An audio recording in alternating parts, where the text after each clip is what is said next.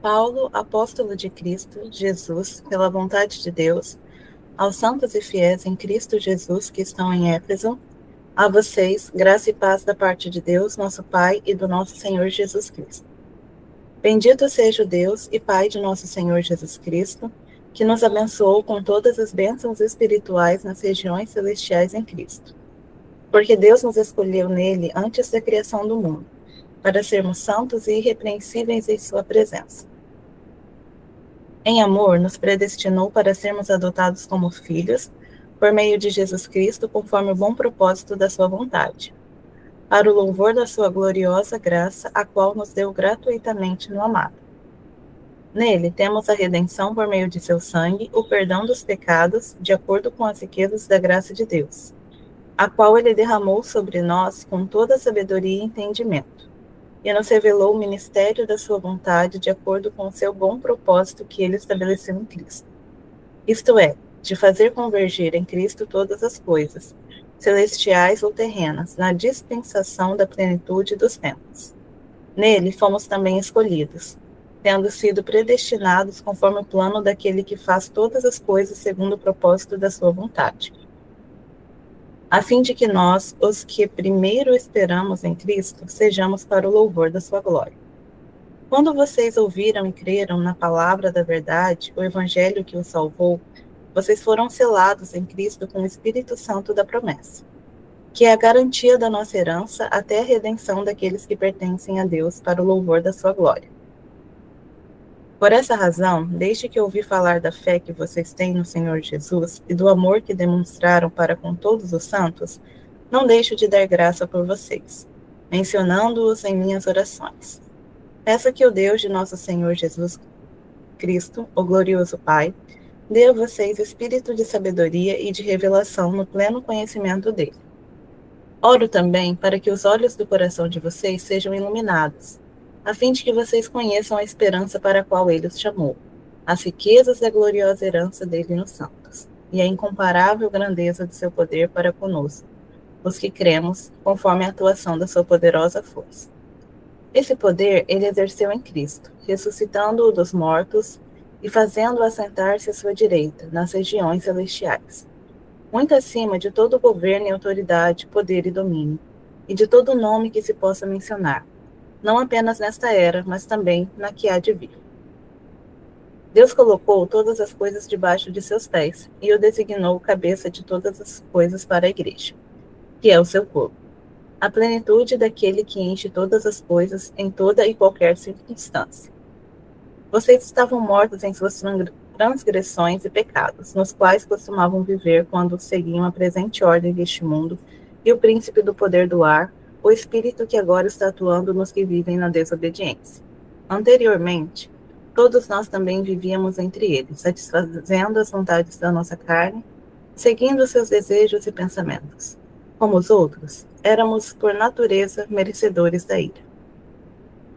Todavia, Deus, que é rico em misericórdia, pelo grande amor com que nos amou, Deus nos vida com Cristo quando ainda estávamos mortos em transgressões. Pela graça vocês são salvos. Deus nos ressuscitou com Cristo e com ele nos fez assentar nas regiões celestiais em Cristo Jesus, para mostrar, nas eras que hão de vir, a incomparável riqueza de sua graça, demonstrada em sua bondade para conosco em Cristo Jesus. Pois vocês são salvos pela graça, por meio da fé. E isso não vem de vocês, é dom de Deus, não por obras, para que ninguém se glorie, porque somos criação de Deus, realizada em Cristo Jesus, para fazermos boas obras, as quais Deus preparou antes para nós as praticarmos. Portanto, lembre-se de que anteriormente vocês eram gentios por nascimento, e chamados incircuncisão pelos que se chamam circuncisão, feita no corpo por mãos humanas, e que, naquela época, vocês estavam sem Cristo, separados da comunidade de Israel, sendo estrangeiros contra as alianças da promessa, sem esperança e sem Deus no mundo. Mas agora, em Cristo Jesus, vocês, que antes estavam longe, foram aproximados mediante o sangue de Cristo. Pois ele é a nossa paz, o qual de ambos fez um e destruiu a barreira, o muro de inimizade, anulando em seu corpo a lei dos mandamentos expressa em ordenanças, O objetivo dele era criar em si mesmo, dos dois, um novo homem, fazendo a paz, e reconciliar com Deus os dois em um corpo, por meio da cruz, pela qual ele destruiu a inimizade.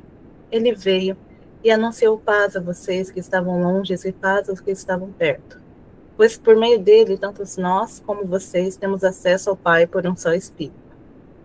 Portanto, vocês já não são estrangeiros nem forasteiros, mas concidadãos dos santos e membros da família de Deus, edificados sobre o fundamento dos apóstolos e dos profetas, tendo Jesus Cristo como pedra angular, no qual todo o edifício é ajustado e cresce para tornar-se um santuário santo do Senhor.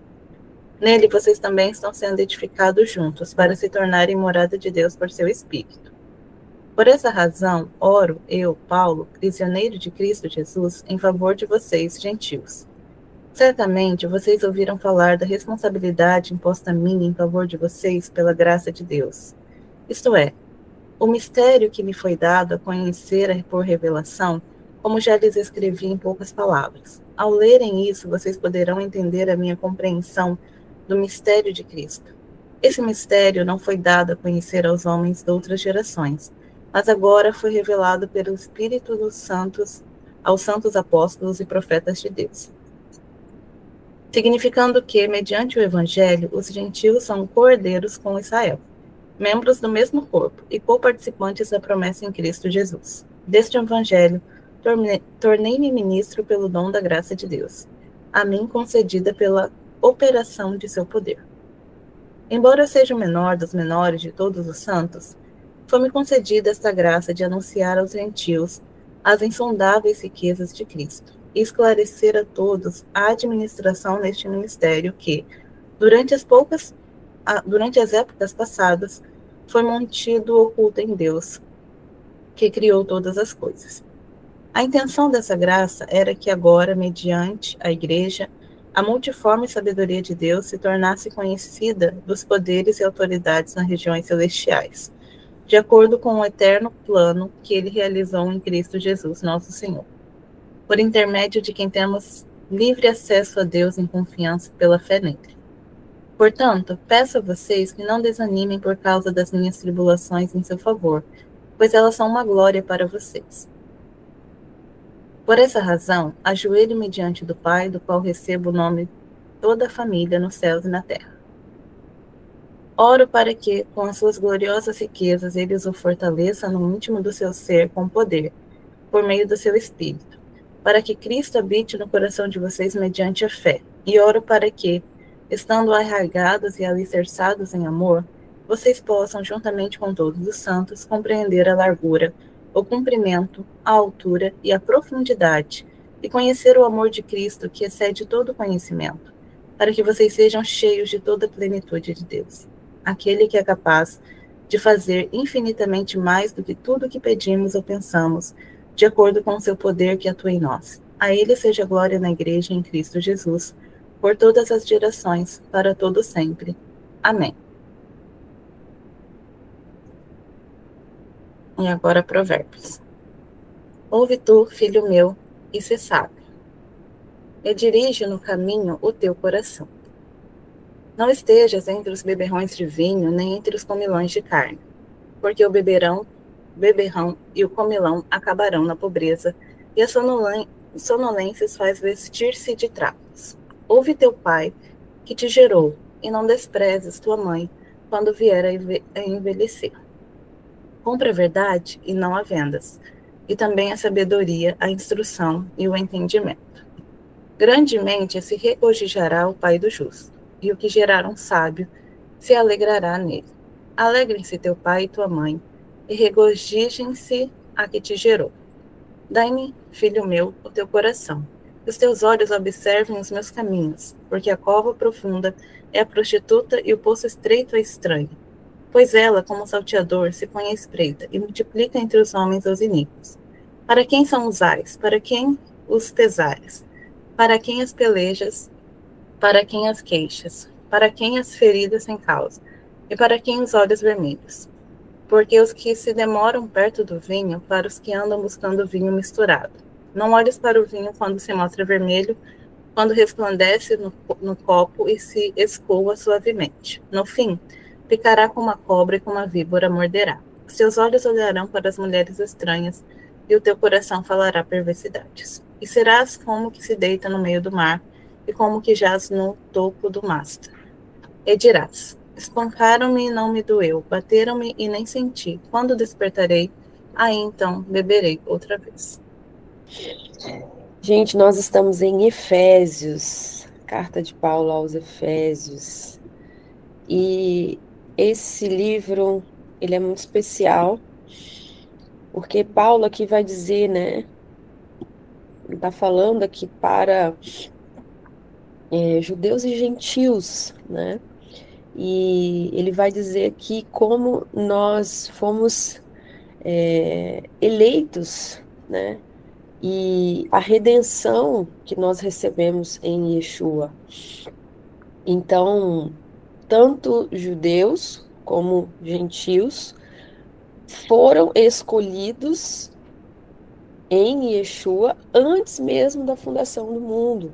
Então, no capítulo 1, ele vai falar da nossa adoção como filhos, ele vai falar da nossa redenção, da nossa salvação pelo sangue de Yeshua.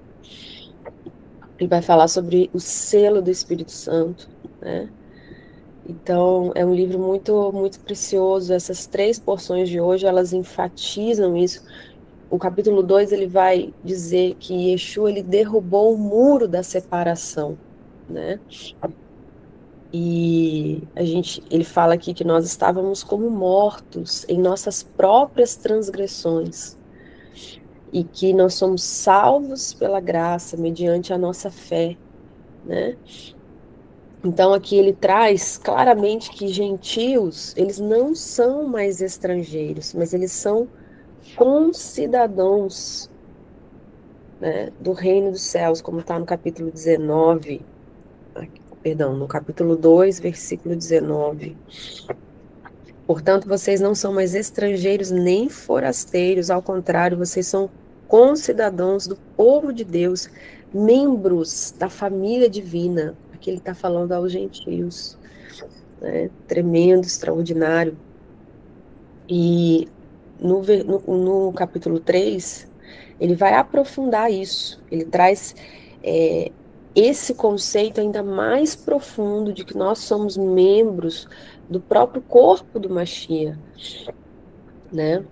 E tem um versículo aqui, o 19, olha que interessante esse aqui, ó, no capítulo 2,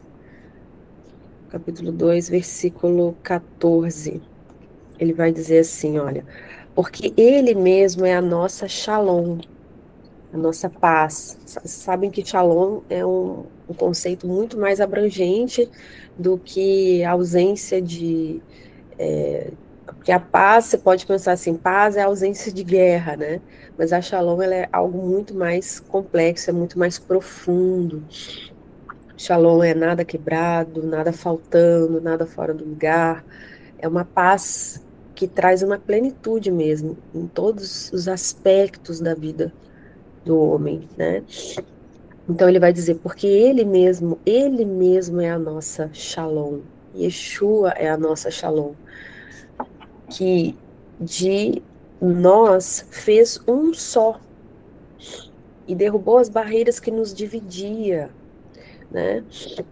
Destruindo em seu próprio corpo a inimizade gerada pela Torá, com seus mandamentos estabelecendo na forma de ordenanças.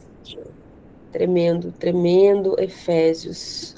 Agora, para a gente finalizar, no capítulo 3, ele vai falar aqui, né, sobre, eu amo esse versículo que fala aqui, também oro para que estejam enraizados e fundamentados no amor, de forma que, como todo o povo de Deus, recebam o poder para entender a largura, o comprimento, a altura e a profundidade do amor do Messias. Sim, conhecer esse amor, e mesmo que ele esteja além do nosso conhecimento, vocês estejam cheios dele em toda a plenitude de Deus. Queridos, que tremendo isso.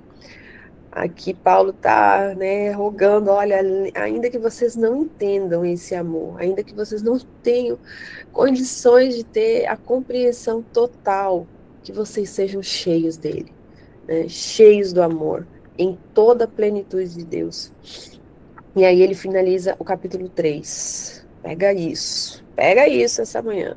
Aquele cujo o poder operante em nós é capaz de fazer infinitamente mais de que qualquer coisa que pensamos ou imaginemos.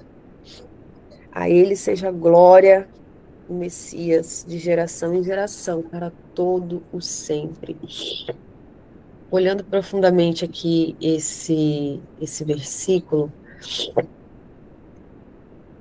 quando ele vai dizer aqui, né, infinitamente mais, ele traz uma perspectiva de que o poder de Deus, ele é ilimitado, ilimitado.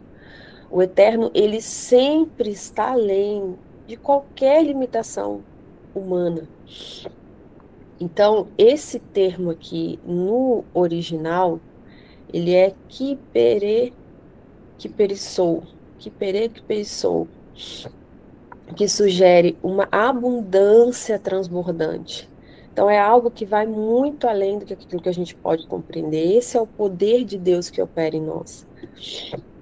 Então, a gente não pode limitar o poder de Deus na nossa vida.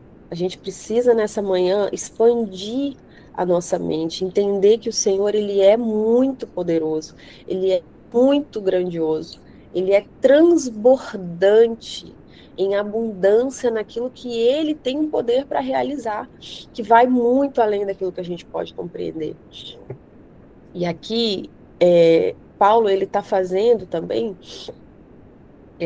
quando ele fala, né, que o poder de Deus para fazer infinitamente mais, ele está conectando isso com as promessas feitas a Abraão, né?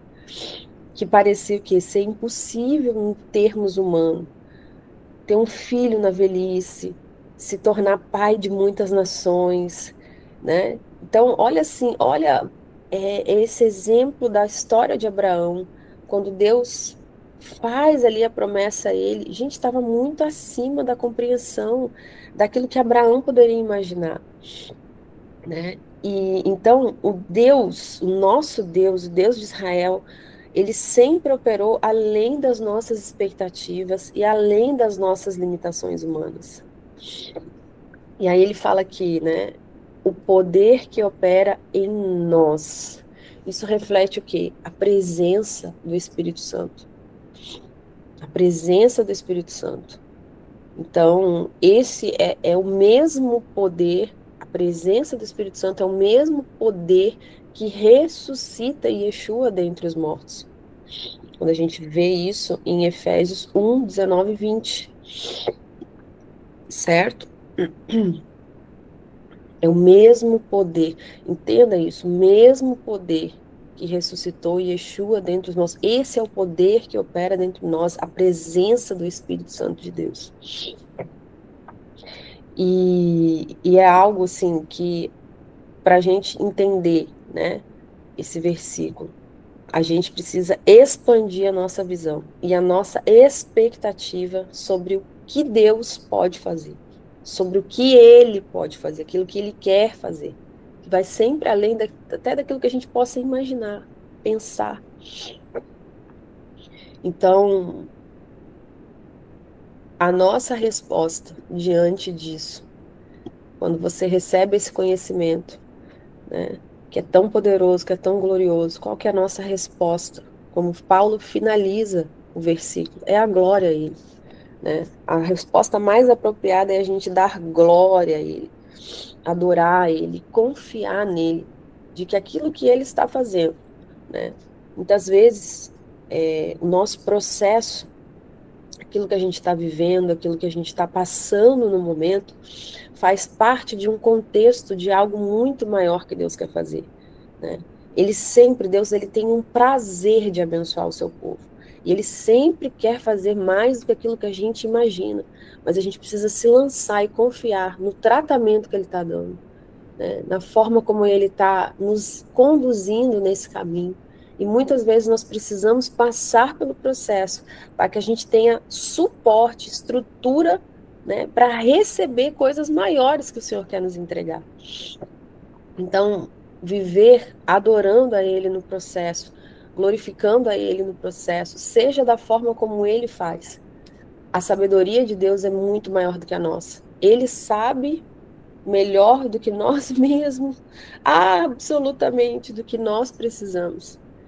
E como trabalhar em cada um de nós. Então a gente precisa confiar, se lançar e não limitar o poder de Deus na nossa vida, mas pelo contrário, expandir a nossa mente sobre aquilo que Deus quer fazer em nossas vidas, assim como ele fez com Abraão. Amém? Deus te abençoe nessa manhã.